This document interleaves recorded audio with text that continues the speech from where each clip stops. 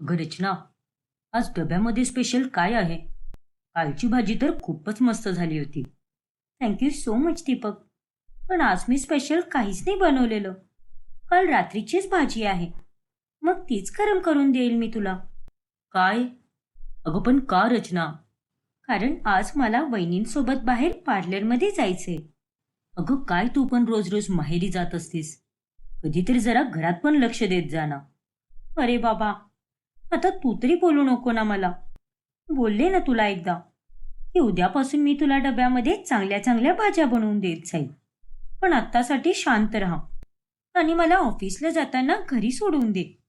Sorry रचना, पण आज मला ऑफिसला 15 मिनिटं लवकर जायचं आहे. त्यामुळे मी तुला तुझ्या माहेरी नाही सोडू शकत. अरे पण दीपक, एवढं बोलून दीपक तिथून निघून जातो. रचना अशीच नेहमी तिच्या माहेरी जात असते, कारण तिचे सासू सासरे गावी राहत असतात. अगं रचना, बरं झालं तू आलीस. कधीपासून मी तुझीच वाट बघत होते. चल, पटकन निघू पार्लरसाठी. हो वहिनी, चला. मग त्या दोघी आता बाहेर निघून जातात आणि तेवढ्यात तिथे रचनाच्या आईची मैत्रीण पल्लवी येते. अहो पल्लवी ताई, वाईट नका वाटून घेऊ, पण तुमची ही मुलगी रचना अशी नेहमीच कस काय माहेरी येते बरं? तुम्ही तिला काही बोलत नाही का? म्हणजे मला असं म्हणायचं आहे, असं रोज रोज माहेरी येणं बरोबर दिसत नाही ना. गल्लीतील बायका पण तिच्याबद्दल काय काय बोलत असतात. हो ना ताई, माहिती आहे ते मला सगळं. पण मी पण आता काय करू? माझीच मुलगी आहे, त्यामुळे तिला घरी येण्यासाठी मी नाही पण बोलू शकत नाही. पण तिचे सासू सासरे काही बोलत नाहीत का तिला? कुठलं काय, तिचे सासू सासरे तर गावी राहतात आणि आमचे जावई बापू तर दिवसभर ऑफिसला असतात आणि म्हणूनच ती इथे येऊन निवांत राहते. काय सांगू आता तुम्हाला, तिच्या या वागण्याने आता मी पण वैतागून गेलीये. हो ना, पण जरा लक्ष द्या तिच्यावरती, कारण जर असंच चालू राहिलं तर या सगळ्याचा तिच्या संसारावरती पण परिणाम होऊ शकतो. पल्लवीला आता खूपच टेन्शन येतं. रचना आता सकाळपासून संध्याकाळपर्यंत माहेरीच असते आणि ती तिची वहिनी अंकितासोबत सगळी कामं करते. तिच्याबरोबर गप्पा पण मारते आणि मस्तपैकी बाहेर फिरायला पण जाते. पुढे असंच एके दिवशी, अगं हे बघ आई, तुझ्यासाठी मी आणि वहिनींनी काय आणले. किती सुंदर आहेत ना हे चप्पल. मला माहितीये की तुला खूप दिवसापासून एक चप्पल हवी होती. ठीक आहे रचना, ठेवून दे तिकडे. मी नंतर घालून बघेल ते. आणि आणल्याबद्दल धन्यवाद. अगं काय झालं आई, तू अशी का बोलतीयेस? मागच्या किती दिवसापासून बघतीये मी तुला. मी इथे येण्यामुळे तुला काही प्रॉब्लेम होतोय का? अगं नाही रचना, ते माझी तब्येत थोडी खराब आहे ना, म्हणून तुला असं वाटत असेल. बाकी काही प्रॉब्लेम नाहीये.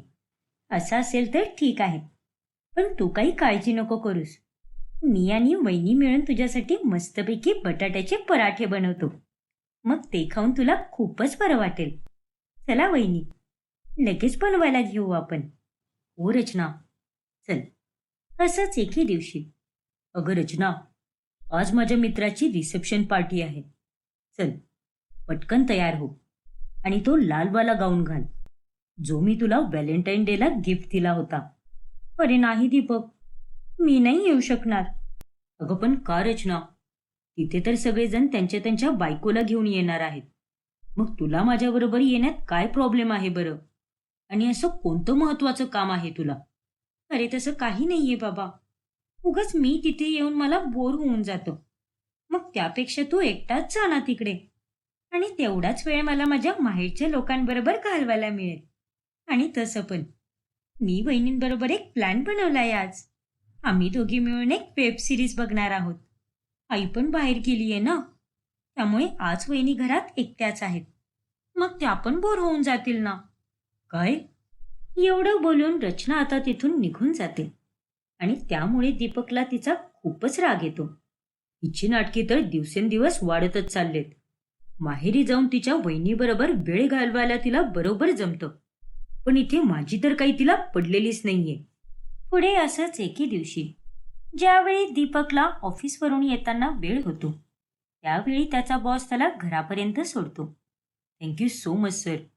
जे तुम्ही मला माझ्या घरापर्यंत सोडायला आलात. It's okay Deepak, no problem. पण सर, जर आज तुम्ही इथेपर्यंत आलाच आहात तर आत पण या ना. अरे पण दीपक, खूप उशीर झालाय. फक्त 5 मिनिटासाठी सर. प्लीज या ना घरामध्ये. तुम्हाला पाहून मला आणि माझ्या बायकोला खूपच आनंद होईल. ठीक आहे दीपक, चल. असं पण मी घरात एकटाच राहतो आणि घरी जाऊन मला असं काही विशेष काम पण नाहीये. Thank you sir. मग दीपक आपल्या बॉसला घेऊन घरात येतो. पण त्यावेळी रचना त्यांच्यासाठी काहीच नाही बनवत. हे घ्या सर, पाणी. थँक्यू. अगं, खायला पण काहीतरी आणायचं होतं ना. फक्त पाणीच का आणलंयस तू? कारण घरामध्ये काहीच नाहीये Deepak. I am really sorry यार. माझं शॉपिंग करायचं राहून गेलं. मग बॉस तिथे 5 मिनिट बसून निघून जातात. आणि त्यानंतर, हे सगळं काय चालू आहे रचना? तुला तर फक्त तुझ्या माहेरी जाण्याचीच गडबड असते. जरा आपल्या घराकडे पण लक्ष देत जा ना. कधी तर आपल्या घरची सफाई पण करत जा. घरासाठी सामान पण घेऊन येत जा. आता ही सगळी कामं पण मीच करायची का? अरे बाबा, पहिल्यांदा झालंय ना असं. पण यापुढे मी लक्ष देईन. आणि मला थोडी ना कोणतं स्वप्न पडलं होतं की तुझा बॉस आज रात्री 11 वाजता येणार आहे. ती गोष्ट नाहीये रचना. घरामध्ये साफसफाई असणं गरजेचं आहे आणि घरात स्नॅक्स असणं पण तेवढंच महत्वाचं आहे. आणि हे सगळे एका गृहिणीची कामं आहेत. पण या घरच्या गृहिणीचं लक्ष तर तिच्या फक्त माहेरीच असतं. सासरची तर तिला काही पडलेलीच नाहीये. काय, बरोबर बोललो ना मी? गप्प बस दीपक, उगाच जास्तीचं नको बोलूस. मी आपल्या घरात पण पूर्णपणे लक्ष देते. पण कधी कधी अशा छोट्या मोठ्या चुका सगळ्यांकडून होत असतात. कधी कधी नाही रचना. अगं, आजकाल तर हे तुझ्याकडून रोजच व्हायला लागले. आणि ह्या सगळ्याचं मुख्य कारण आहे तुझं माहेरी जाणं. अरे मग मी काय करू दीपक? तू तर सकाळ सकाळी तुझ्या ऑफिसला निघून जातोस. मग दिवसभर घरात बसून का मी डास मारत बसू का? अरे जर इथे तुझे आई बाबा असते तर ती गोष्ट वेगळी असती. त्यांच्या काळजीपोटी मला इथे थांबावंच लागलं असतं आणि मी पण अगदी आनंदाने थांबली असते. पण मी आता माझा वेळ कसा घालू? त्यासाठी मला माझ्या माहेरीच जावं लागेल ना. ही फक्त तू कारणं देतीयस रचना. जाऊ दे, तुझ्याशी तर बोलण्यात काहीच अर्थ नाहीये. कारण की तुला किती पण समजावून सांगू, शेवटी तू तेच करतीस जे तुला करायचं असतं. हा, मग बोलू नको ना माझ्याशी. मी पण काही तुझ्याशी बोलण्यासाठी मरत नाहीये. अशा प्रकारे त्या दोघांमध्ये भांडणं होतात. आणि मग त्या दिवसानंतर ती दोघेजण एकमेकांबरोबर खूपच कमी बोलायला लागतात. आणि आता या सर्वांमुळे रचना तिच्या माहेरी सकाळी 9ला जाते आणि रात्री 10 वाजता तिच्या घरी परत येते. मग हे सगळं पाहून रचनाचा भाऊ गौतम तिच्या आईला बोलतो. अगं आई, रचनाचं हे सगळं काय चालू आहे? अगं, ही तर दिवस रात्र इथेच पडलेली असते. गल्लीतली लोक पण किती बोलायला लागलेत. तुला तिला काहीतरी समजून सांगायला पाहिजे. अरे मी पण काय बोलू आता तिला? माझं पण डोकं खराब करून ठेवलंय तिने. आणि आता मागच्या 2 दिवसांपासून ती आणि जावई बापू बोललेले पण नाहीयेत. कारण त्या दोघांमध्ये भांडणं झाली आहेत. आणि म्हणूनच ही रोज रात्री वेळाने घरी जाते. अगं पण आई, जर हिचं असंच चालू राहिलं तर एवढं चांगलं सासर हातचं गमावून बसेल. आणि त्यानंतर तिला कायमस्वरूपानेच इथे थांबावं लागेल. आणि जर मी तिला काही समजवायला गेलो तर तिला खूपच वाईट वाटेल. त्यामुळे तूच तिला जरा समजावून सांग. ठीक आहे गौतम, तू काळजी नको करूस. मी सांगेल तिला समजावून. मग दुसऱ्या दिवशी, अहो वहिनी, आज मी इथेच थांबणार आहे. मग मी डायरेक्ट उद्या संध्याकाळीच घरी जाईल. ठीक आहे रचना, मग आपण दोघी एकत्रच झोपू आणि खूप मजा करू. अगं पण रचना, तू जावई बापूंबरोबर जी भांडणं केलीयस ती संपव ना आता. जर असंच तू त्यांच्यापासून लांब राहिलीस तर तुम्हा दोघांमध्ये परत सगळं नीट कस काय होईल बरं? उलट अजून वाढत जाईल हे सगळं. अगं जाऊ दे आई, मला या सगळ्याचा आता काहीच फरक नाही पडत. कारण आजकाल दीपकचं जरा जास्तच तोंड चालायला लागले. त्यामुळे राहू दे त्याला एकट्यालाच. हे बघ रचना, माहेरी आलेलं मुलींनी कधी कधीच चांगलं वाटतं. पण जर तू अशी रोज रोज येत राहिलीस आणि आज तर तू भांडणं करून आलीयस, हे सगळं चांगलं नाहीये बाळा. अगं आता तुझं लग्न झाले, 4 लोक नावं ठेवतात.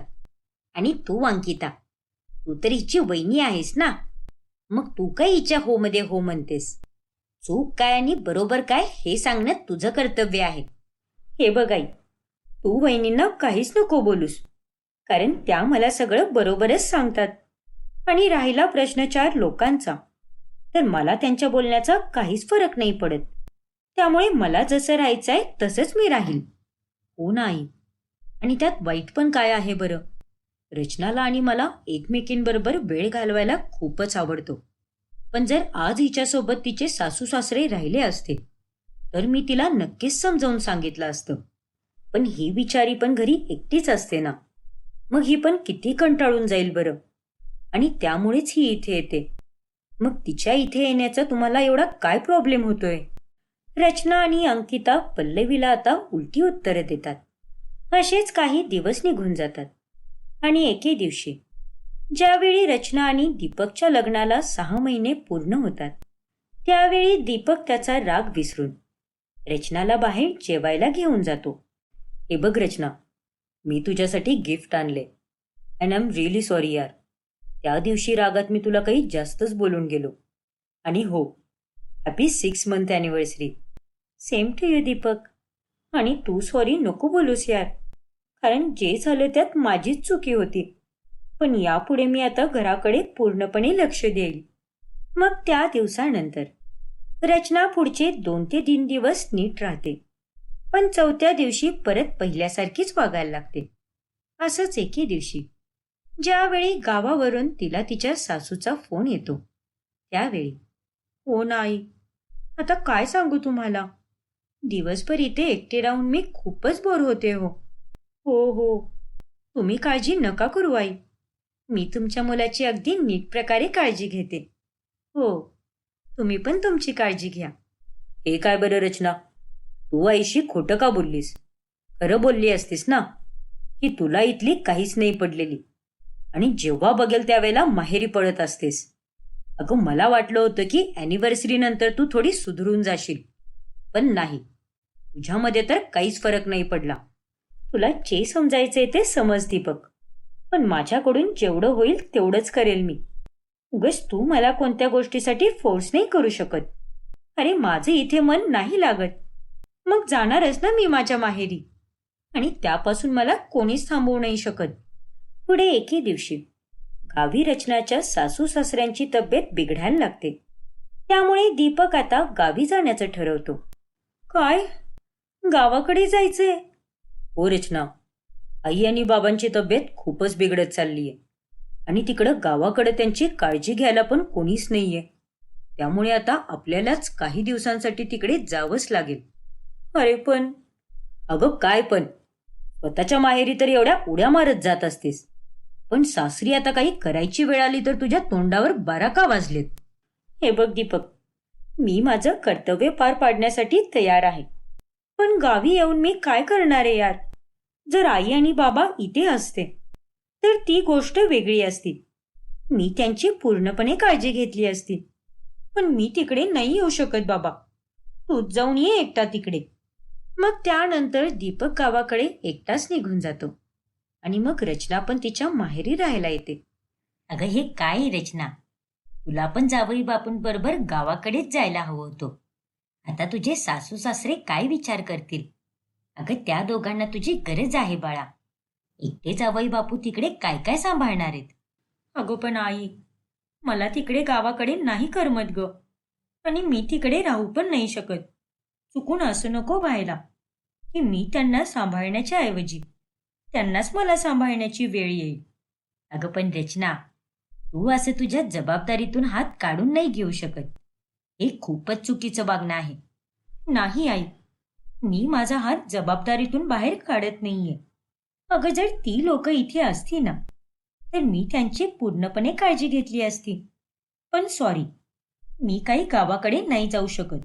अगं त्यांनाच तिकडे राहायची एवढी हौस आहे, मग त्यात आता मी काय करू बरं? हो की नाही वहिनी? हो रचना, अगदी बरोबर बोललीस तू. मग 6 दिवसानंतर ज्यावेळी दीपक गावावरून परत येतो, त्यावेळी रचना पण तिच्या घरी आल्यानंतर समोर सासू सासऱ्यांना पाहून शॉकच होते. हे काय, आई बाबा तुम्ही इथे? हो रचना, आणि ही दोघं आता आपल्याबरोबरच राहणार आहेत, कारण मी यांना गावाकडे एकट्याने नाही ठेवू शकत. काय? मग काय, आणि तू पण बोलतच होतीस ना की आई बाबा जर इथे असते तर गोष्टच वेगळी असती. मी माझं कर्तव्य पूर्णपणे पार पाडलं असतं. तर मग आता पार पाड आणि सांभाळ माझ्या आईबाबांना. आणि यापुढे आता माहेरी नाही तर सासरी लक्ष दे. अरे देवा, हे काय झालं आता?